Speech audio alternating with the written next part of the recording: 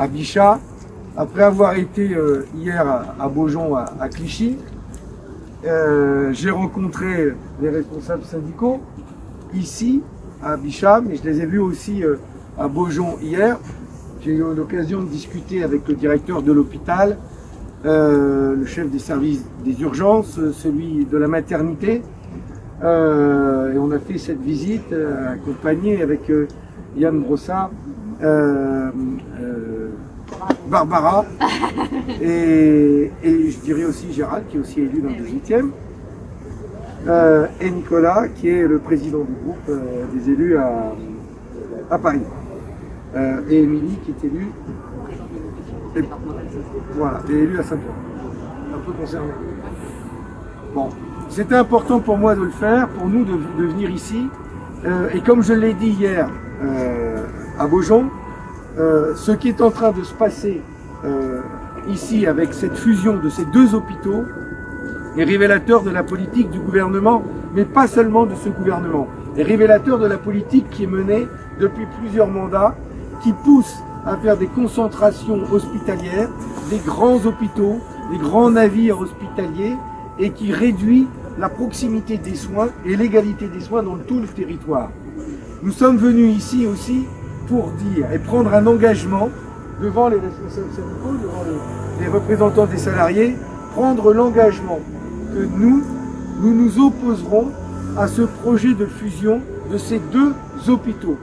Je voudrais saluer justement le moratoire qui a été proposé au Conseil de Paris par les élus communistes et qui a reçu l'unanimité des votes et qui permet de mettre un temps entre parenthèses ce projet, mais ce que nous demandons, nous, c'est que cette parenthèse, elle puisse être fermée définitivement et que s'il y a un projet à revoir, c'est celui qui envisage de moderniser les deux hôpitaux existants, celui de Beaujon et celui de Bichat.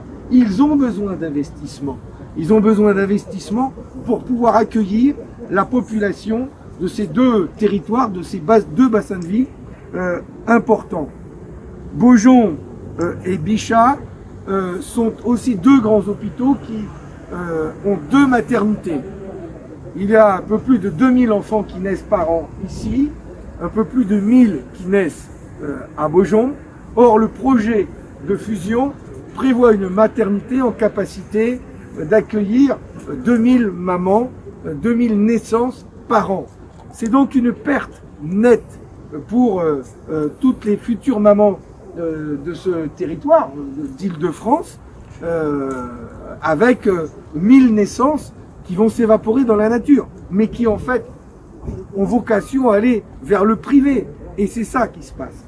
Ce projet de fusion, et ça m'a été confirmé ici, comme ça me l'a été dit hier, ce projet de fusion prévoit la suppression de 305 lits au final. 305 lits. Ce que nous disons, nous, c'est que non seulement il ne faut pas supprimer un lit, mais comme viennent de nous le dire les représentants des salariés, il faudrait 300 lits en plus dans ces deux hôpitaux. Il nous faut des lits supplémentaires parce que la crise a montré qu'il y avait un manque cruel de lits pour pouvoir accueillir tous ceux qui en ont besoin et surtout en période de pandémie. Et donc, nous ferons, nous mettrons tous les moyens en œuvre pour que cette fusion n'ait pas lieu, pour que les investissements soient prévus dans ces deux hôpitaux afin qu'elles puissent accueillir au mieux les populations concernées et qu'on envisage et qu'on travaille à un projet hospitalier sur le territoire de Saint-Ouen si nécessaire, permettant d'élargir l'offre de soins et dans la proximité pour l'ensemble des populations. Un dernier mot, c'est que j'ai eu l'occasion de discuter avec les sages-femmes qui sont toujours en grève. Mais comme beaucoup de soignants, ce sont des professionnels qui sont en grève et au travail. Mais elles sont en grève avec une grande banderole dans leur service et elles sont, elles, très attachées à maintenir une maternité de proximité. Et elles nous expliquent qu'une maternité de plus de 2000 enfants par an, c'est une maternité industrielle c'est une usine à bébés et ça enlève la proximité à laquelle elles sont attachées dans le soin qu'elles offrent aux mamans, aux futures mamans. Et cette proximité, elles y tiennent absolument. C'est la raison pour laquelle elles ne souhaitent pas du tout que ces deux maternités fusionnent pour, en final, perdre en plus des lits. Il y a donc derrière ce projet de fusion une opération purement comptable de faire des économies. Le chiffre que nous apprennent le syndicat ici de l'hôpital, le syndicat CGT de l'hôpital Bichat, c'est qu'ils ont prévu dans les effectifs une infirmière pour 14 patients en moyenne. Quand on sait que la moyenne acceptable serait d'une infirmière pour 8, et à partir de 8, c'est déjà difficile. Ici, l'objectif est de réduire le personnel, le nombre de soignants pour faire des économies sur la santé publique. Nous voulons sortir de ces logiques comptables. La santé n'a pas de prix, il n'y a pas d'économie à faire sur la santé, il faut y mettre les moyens et tout de suite ce que nous demandons, et je le demande, à mettre en œuvre maintenant cette mesure, c'est au gouvernement de le faire sans attendre les élections, c'est d'augmenter les salaires des soignants au-delà de ces 180 € qui ont été proposés. Si on veut retrouver des infirmières et des aides-soignantes qui reviennent à l'hôpital parce qu'il en manque, c'est en augmentant tout de suite de 30% les salaires des soignants, tout de suite, pour redonner de l'attractivité à cette profession et pour que les infirmières, les infirmiers, les aides-soignants qui ont quitté l'hôpital ces 2 dernières années parce qu'ils n'en pouvaient plus, reviennent ici et retrouvent aussi goût au métier, à cette véritable vocation dont on a besoin pour notre pays.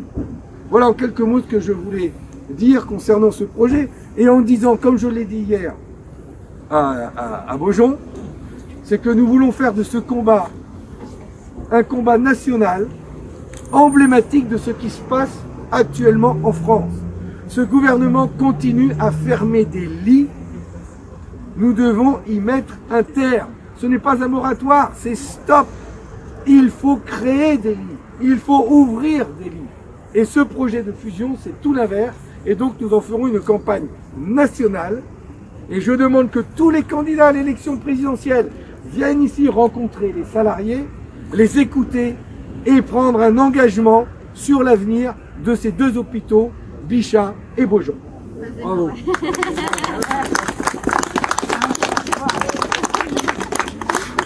Voilà.